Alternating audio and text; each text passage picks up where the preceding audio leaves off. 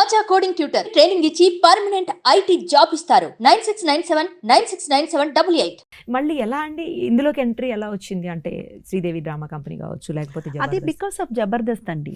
Okay, మీరు అప్పుడప్పుడు వచ్చారు కదా జబర్దస్త్ లో. అంటే అప్పుడప్పుడే కాదండి, అది రోజా గారికి ఏదో ఒక చిన్న హెల్త్ ప్రాబ్లం వచ్చి ఆవిడ ఒక 1 month రెస్ట్ తీసుకోవాలని డాక్టర్ చెప్పడం వల్ల రాలేదు. 1 month అండి, 1 month రాలేదు.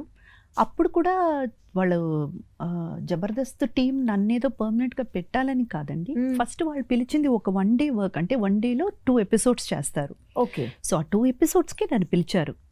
అది ఆడియన్స్ రిసీవ్ చేసుకోవడం మంచిగా రిసీవ్ చేసుకున్నారు అండ్ ఛానల్ కూడా చాలా హ్యాపీగా ఫీల్ అయ్యారు. కాబట్టి అలా 1 month కూడా నేనే కంటిన్యూ అవ్వడం జరిగింది. ఓకే ఓకే, ఇంకా ఆ తర్వాత ఇప్పుడు పర్మనెంట్ అయిపోయారు మాకు.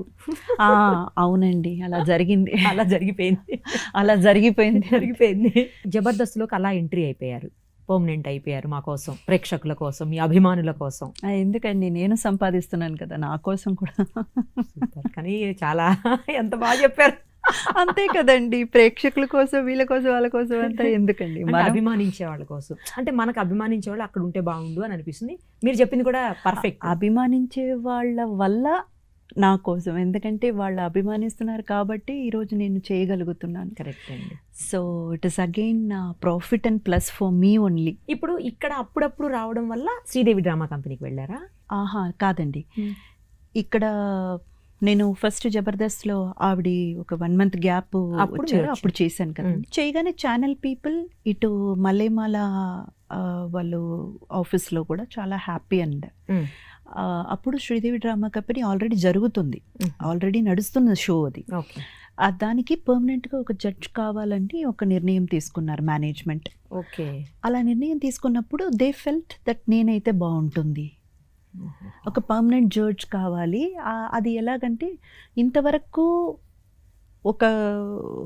ఒక రకంగా వచ్చింది, ఇక ముందు వెళ్ళినప్పుడు ఒక చిన్న మార్పు తీసుకురావాలని వాళ్ళ ఆలోచన. సో ఆ టైంలో కరెక్ట్గా నేను సెట్ అవుతానని వాళ్ళు అనుకోవడం వల్ల దాంట్లో చేయడం జరిగింది. ఓకే, ఇప్పుడు ఇంకా శ్రీదేవి డ్రామా కంపెనీకి రారా మీరు? ఇంకా అంటే ఆల్రెడీ టీవీలో 2 shows చేస్తున్నాను కదండి జడ్జ్గా, మళ్ళీ 3rd show కూడా నేనే జడ్జ్ అయితే మరి ఆడియన్స్కి బోర్ కొడుతుంది. ఎక్కడ చూసినా ఈవిడే జడ్జ్మెంట్ సీట్లో కూర్చుంటున్నారని వాళ్ళకి కూడా ఒక వెరైటీ కావాలి కదండి. ఏమో మీరే ఉంటే బాగుండనే కామెంట్స్ కూడా వినపడుతున్నాయి, మరి వాళ్ళకేం చెప్తారు? అలా మనం అలాంటి కామెంట్స్ వస్తున్నప్పుడే మనం ఆగిపోవడం మనకు మర్యాద అండి. ఎందుకంటే మళ్ళీ చిచ్చి అనిపించుకొని దాని నుంచి బయటకు వచ్చాం అనుకోండి, అంతకంటే దరిద్రం ఇంకొకటి లేదు. సో ఇది బెటర్ అండి. ఏది బాగా అనిపించిందండి? శ్రీదేవి డ్రామా కంపెనీలో చేయటం బాగా అనిపించిందా, జబర్దస్త్లో చేయటం బాగా అనిపించిందా? ఈరోజు మనం వర్క్కి వెళ్తున్నామంటే ఆ ఇచ్చిన వర్క్ మనకి ఎవరైతే నమ్మకంతో ఇచ్చారో వాళ్ళు హ్యాపీగా ఫీల్ అవ్వాలి, మనము హ్యాపీగా చేయాలి, అంతవరకేనండి. ఇంకా మళ్ళీ దాని గురించి ఆలోచించే మైండ్ సెట్ అయితే నాకు లేదు. చేసే వర్క్ కంప్లీట్గా 100% సాటిస్ఫాక్షన్తో మనం చేయాలి. అది ఎక్కడ చేసినా సరే, మీరు ఈ షో కాదు రేపు 2 నుంచి తీసేసి నాకు వేరే షో ఇచ్చినా అక్కడికి వెళ్ళినా ఐ విల్ బీ 100% అండి. అంతే.